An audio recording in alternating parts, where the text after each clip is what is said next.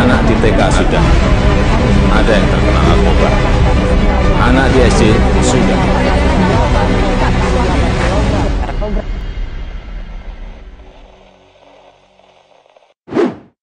Assalamualaikum warahmatullahi wabarakatuh. Selamat datang kembali di Tekaci, Temu Kawan BNNK Cimahi.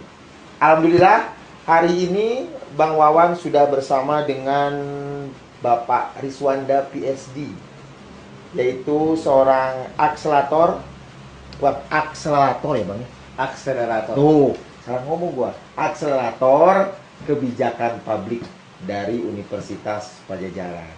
Insya Allah kita akan memberikan pandangan seluas-luasnya tentang permasalahan narkotika di Indonesia ataupun di tingkat Cimahi yang sekarang sedang saya berada.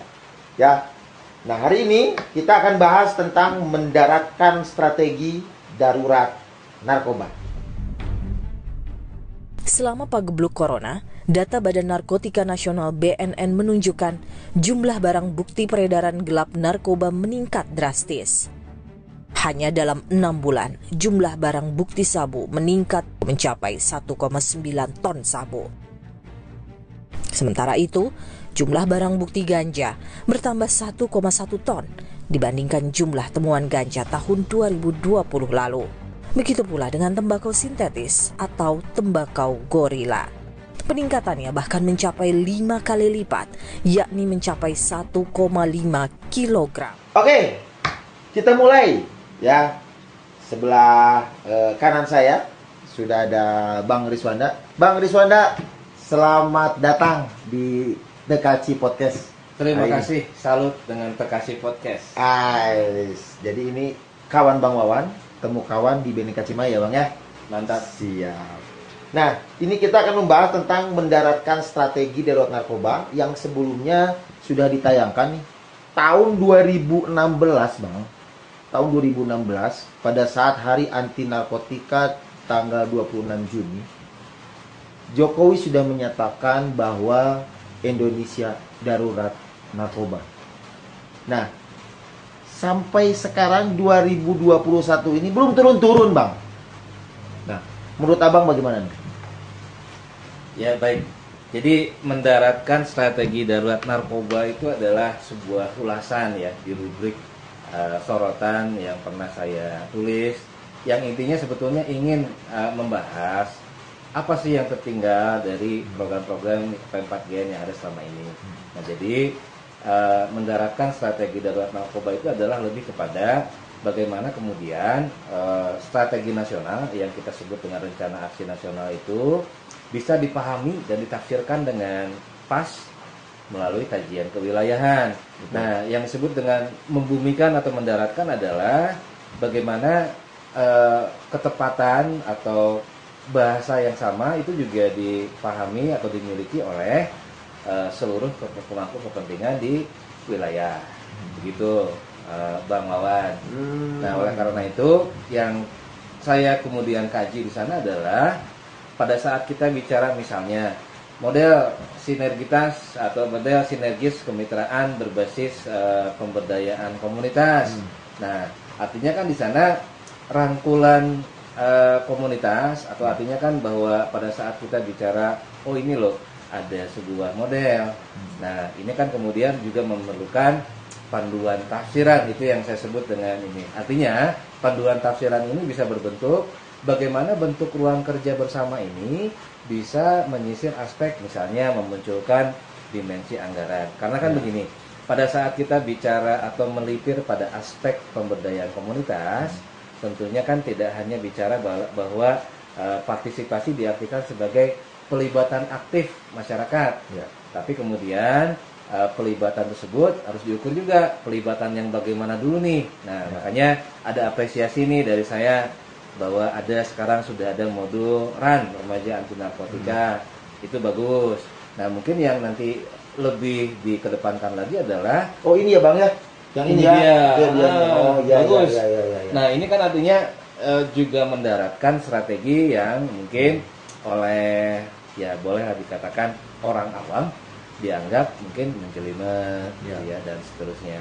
Mungkin yang perlu ditekankan kembali bagaimana model ya taruhlah pemerintah daerah, BNN provinsi, BNN kabupaten kota, universitas dan juga media misalnya itu bisa membuat ruang kerja bersama. Ya. Nah, ruang kerja bersama ini bentuknya macam-macam sebetulnya.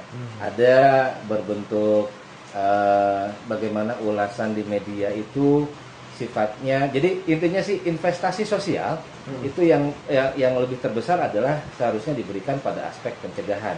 Nah, jika kemudian sasaran daripada langkah aksi nasional ini misalnya peranata keluarga dan peranata kelembagaan komunitas, maka ya harusnya ada sebuah ruang kerja bersama yang lebih serius.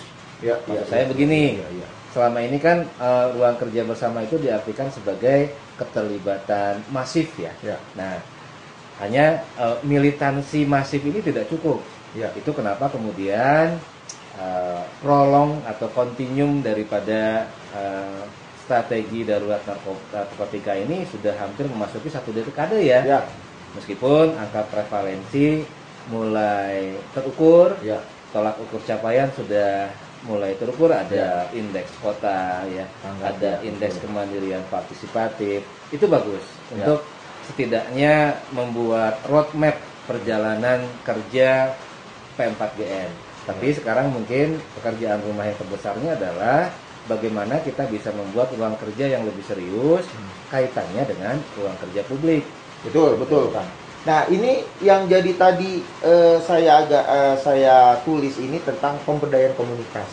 Ya, saya melihat pemberdayaan komunitas yang disampaikan tidak hanya community, artinya ada bahasa sekarang adalah pentahelix. Nah, yang harus kita laksanakan dan menjadi satu ruang bersama untuk melakukan sebuah kegiatan. Karena memang P4GN ini kan masih dianggap saat ini pekerjaannya BNN saja, tidak untuk seluruh komunitas yang ada atau unsur-unsur yang ada. Nah, ini cara mendaratkannya ke kabupaten kota atau ke provinsi lah, karena kota pusat itu sudah paten itu kelihatannya. Tapi ini agak kesulitan ketika kegiatan disampaikan ke provinsi dan kabupaten kota, keterlibatan pemerintah daerah itu masih agak kurang optimal. Ini gimana cara mendaratkannya? Baik, ya salah satu jalan alternatif yang dapat ditempuh adalah bagaimana misalnya memanfaatkan basis data yang sudah ada. Nah, basis data yang sudah ada ini misalnya acuan bagaimana kajian kewilayahan dapat dilakukan. Nah, acuan ini kan sebetulnya dimiliki oleh Pusat Penelitian Data dan Informasi di pusat ya. Tinggal kemudian, nah sekali lagi mendaratkan ini di ranah lingkup daerah. Karena kenapa? Kan kapasitas eselon 3 di daerah itu rata-rata memang bukan sebagai kapasitas perencana, tapi lebih kepada kapasitas pelaksana atau eksekutor. Nah, oleh karena itu pada saat mereka didesak untuk misalnya membuat mata anggaran itu kan artinya bahwa harus ada kegiatan yang dirancang dulu, dirumuskan untuk kemudian ada data dulu ya. Betul. Ada data dulu. Nah, data ini kemudian bisa dimulai dari misalnya survei kewilayahan, survei prevalensi kewilayahan. Nah, itu bisa dilakukan oleh pemerintah daerah, Kang? Tentu bisa ya. Modelnya sudah disediakan. Hingga kemudian mungkin ya political will di daerah menyambut hal ini. Gitu ya. BNN di daerah dengan pemerintah daerah. Ini yang disebut dengan akselerasi kebijakan. Karena kan lebih kurang ada sekitar mungkin lebih dari 17 regulasi di daerah yang selama ini sudah dihasilkan dari peralihan Impres yang 6/2018 ke Impres 2/2020. Nah, penekanannya sebetulnya adalah justru pada kajian yang melibatkan OPD di daerah dan bukan hanya unsur BNN. Gitu kira-kira. Ya, betul, Kang. Memang basis data ini yang saya ketahui adalah baru BNN yang membuat prevalensi penyalahgunaan narkotika secara nasional. Namun ketika kita mencari data tentang prevalensi di kabupaten kota pada khususnya kita kesulitan karena mereka tidak membuat penelitian tersebut. Tapi saya mendengar dari Bang Riswanda bahwa memang bisa penelitian tersebut dibuat oleh pemerintah daerah, karena mungkin ada peraturannya Pak Bang ya, yang mendasari kegiatan tersebut. Nah, sekarang bagaimana Kang sinergitas yang harus dilakukan oleh semua stakeholder ya, untuk kajian itu bisa dilakukan oleh pemerintah daerah? Iya. Pada saat kita melihat Sustainable Development Goals Ya. di poin yang ketiga, sebetulnya kan sudah ada ranah di luar, misalnya ya di luar leading sektor BNN yang sudah duluan mewajibkan bahwa ya pemerintah pusat maupun pemerintah daerah itu seharusnya memfasilitasi Pemkab GN. SDGs itu ya Kang ya? SDGs Nah, ya. itu bisa Oh iya salah iya satu iya. dasar acuannya. Nah, lalu kemudian ya model-model yang sudah ada selama ini, seperti model yang baru saja di launching oleh Puslit-Datin BNN, Ya. Model kemitraan sinergis Model kemitraan. lintas kelembagaan pemerintah dan lintas kelembagaan komunitas, itu sebetulnya bisa menjadi juga acuan dilakukannya kajian kewilayahan. Kenapa seperti itu? Loh, kan ada ragam topografi, ada ragam demografi, ada corak kultur sosial yang berbeda di setiap wilayah di Indonesia. Tentunya kajian yang sifatnya kasuistik diperlukan, atau artinya kajian yang lebih bersifat pas di daerah tertentu dulu bisa jadi tidak bisa digeneralisir di wilayah yang lainnya. Tiga indikator prevalensi bahaya, siaga, ya, dan Darurat gitu. darurat itu sebetulnya sudah cukup untuk bisa menjadi payung bagaimana kajian kewilayahan ini nanti bisa dijalankan di daerah. Betul. Jadi bukan membuat polemik kajian baru, tapi sebetulnya melanjutkan atau continuum daripada apa yang sudah ada. Betul Kang. Nah terus selanjutnya Kang, semua kegiatan apa yang kita harus lakukan tentunya perlu anggaran. Nah, tadi sudah disebutkan dari awal Bang Riz bicara tentang bagaimana ruang anggaran ini terbentuk. Ya, dari semua sisi unsur itu selalu saja kalau ngomongin narkotika anggarannya di BNN. Sebenarnya BNN anggarannya sedikit. Nah, bagaimana tidak hanya government dalam arti BNN dan pemerintah daerah, karena pemerintah daerah pun tidak hanya ngurusin narkotika, Bang. Banyak. Nah, bagaimana menyatukan ini supaya anggaran-anggaran tersebut juga bisa diberikan dari luar, Bang. Ya, dari misalnya perusahaan swasta atau dari community. Nah, ini gimana caranya? Baik. Selama ini kan ada forum CSR ya. CSR ya. Kemudian bisa menjadi alternatif bagaimana memunculkan mata anggaran. Dan seharusnya bahwa bidang kerja masing-masing Pemda kan juga ada unit kan money follow function ya. Pan RB kan selalu bilang begitu ya. Atau di nawacita dari sejak nawacita selalu ada value yang harus diikuti, yaitu money follow function. Artinya itu ya, balik lagi kepada yang saya ucapkan awal. Pada saat kapasitas eselon 3 di daerah bukan kapasitas perencana, maka money follow function kan jadinya sulit ya. Jadi artinya bagaimana menciptakan ruang kerjanya dulu, kemudian mata anggaran bisa diterbitkan, yaitu bagaimana kemudian daerah mengusulkan ada ruang kerja misalnya kebidanan sosial yang bisa dikaitkan dengan misalnya rehabilitasi berbasis komunitas, misalnya bisa bergandengan tangan antara forum CSR misalnya atau dengan bidang sosial di Pemda. Ya. Oh, jadi keterlibatan itu banyak ya Bang ya.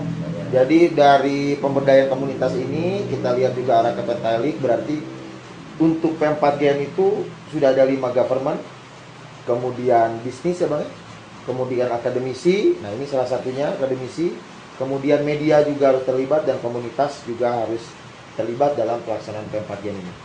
Nah itu mungkin bagaimana caranya kita mendaratkan darurat narkoba di Indonesia ini, terutama di Cimahi ini, dan bagaimana ruang-ruang anggaran bisa kita dapatkan dari analisa yang sudah disampaikan Bang Rizwanda. Mungkin Bang Rizwanda, saya mungkin minta sedikit closing statement yang dari apa yang kita bahas. Kira-kira apa yang diharuskan oleh kami, ya, jangan dulu tinggi-tinggi BNN pusat Bang, BNNK Cimahi, supaya strategi atau yang sudah dibuatkan oleh Bang Riz kepada BNN RI tentang sinergitas pemberdayaan komunitas ini bisa dilakukan secara langsung atau mungkin tidak hanya berupa tulisan dan bisa dikerjakan oleh BNNK Cimahi. Apa yang kira-kira saya bisa lakukan? Yang bisa dilakukan adalah salah satunya menjembatani kajian BNN dengan ranah publik. Nah, salah satunya ini menyorot peran media.